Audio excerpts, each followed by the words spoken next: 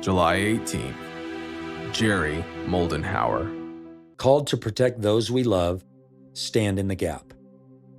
Beneath a full summer moon at the top of Loveland Pass, Jerry sat on a boulder. He thought Paula was the one God had given him. He had planned for a happy home, not a brutal breakup. Now, nearly a year later, he couldn't stop praying for her. As he climbed in the moonlight, the tension grew. He'd taken her pictures off the wall. Praying for her drew the pain back to the surface. But he didn't pray God would give her back. He prayed God would give her his best. A few months later, Jerry walked into a crowded church service, and there she was. He felt queasy, but he collected himself and said hi. Paula looked conflicted too. He had to get out of there. The relationship was over, but he had given his heart away completely. Paula had come to town for a wedding that Jerry was videotaping for their mutual friends. The morning of the ceremony, he ironed his shirt, packed up the camera, and wondered incessantly if he should really talk to her. At the chapel, with its long windows that framed a mountain vista, he focused the camera on the bridal procession, the vows, and the kiss. Jerry was consumed by Paula's presence. Later at the reception, he noted where she had sat and set up his equipment. Should he talk to her? Now, God said. It was the first time Jerry had heard God speak in an audible voice, and he asked her to talk with him after the reception. His whole body felt light. Later that night, in a nearby park, they sat together on the top of an old picnic table. Denver lights twinkled below as they talked in the crisp October night air. Friend to friend, Paula's heart was one huge, painful bruise. Jerry finally understood why he had been compelled to pray. A year and a half later, Jerry married Paula, emotional bruises and all. Over time, he understood that Paula was being emotionally, spiritually, and verbally abused by a family member. He had been called to protect his wife, not only her physical body, but also her heart. It was tricky.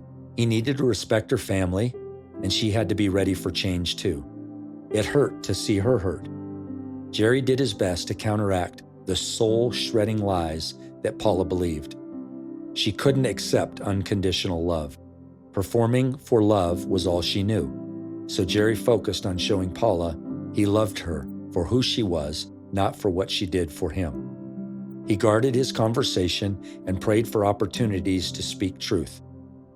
He often talked more to God than to Paula about what he saw. Sometimes she couldn't receive it, not yet. Jerry continued to model God's unconditional love, which empowered Paula to begin to accept herself. One day she wrote in her journal, "I am awed at Jerry's total acceptance of me, even as my sin, failure, and ugliness lay bare between us. He saw beauty and treasure where I saw only failure and decay." The healing took years, but gradually Paula grew stronger. When their children started to be affected by the abusive family member, Jerry supported Paula as she told the person, until things changed, they would only communicate through a counselor. Eventually, Jerry helped her to understand that God wanted her to protect her heart too, not only the hearts of her children. Proverbs chapter 4:23. Guard your heart with all diligence, for from it flow the springs of life. How do you protect the hearts of your loved ones? Called to protect those we love? Stand in the gap.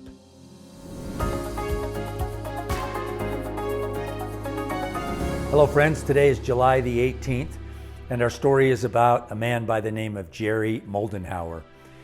Probably many of us that are watching today would not know who Jerry is. Fortunately, I had an opportunity to meet Jerry because he's married to one of the ladies, Paula, who wrote many of the 365 Christian Men stories. I was moved by Jerry's story today for a couple reasons, and the two things that really stick out to me the most are, first of all, when God puts something in your heart to pray about and to pray through, stick with it. You know, there's times we feel prompted of the Lord to pray for something, and because we don't necessarily see the results within days or weeks or even months, we give up, either thinking, well, maybe that's past, maybe it wasn't really the Lord, Maybe we just get tired of praying, whatever the reason might be. But this story reminds us that we need to pray through whatever it is that God has put in our heart to pray. We may not know in this lifetime the outcome of that, but the challenge is, first, if God puts something in your heart to pray about, make sure you do that. And then secondly, be faithful in little things. The things that God put in Jerry's heart to do were to pray for Paula. Paula didn't know it, and Jerry didn't even really know what the outcome of those prayers would be, but he remained faithful in that. And in a lot of ways, we might see that as a little thing. God never sees it as a little thing. If God prompts us or compels us to do something, it matters to God. And what I've found in my life is that it often, in the end, becomes a great blessing and something that God uses in our own lives personally. So my challenge for us today are those two things.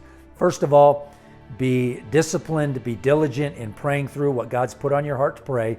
And then secondly, never look at something as a small thing if God tells you to do it. In the end, it will make a big difference. God bless you. Have a great day.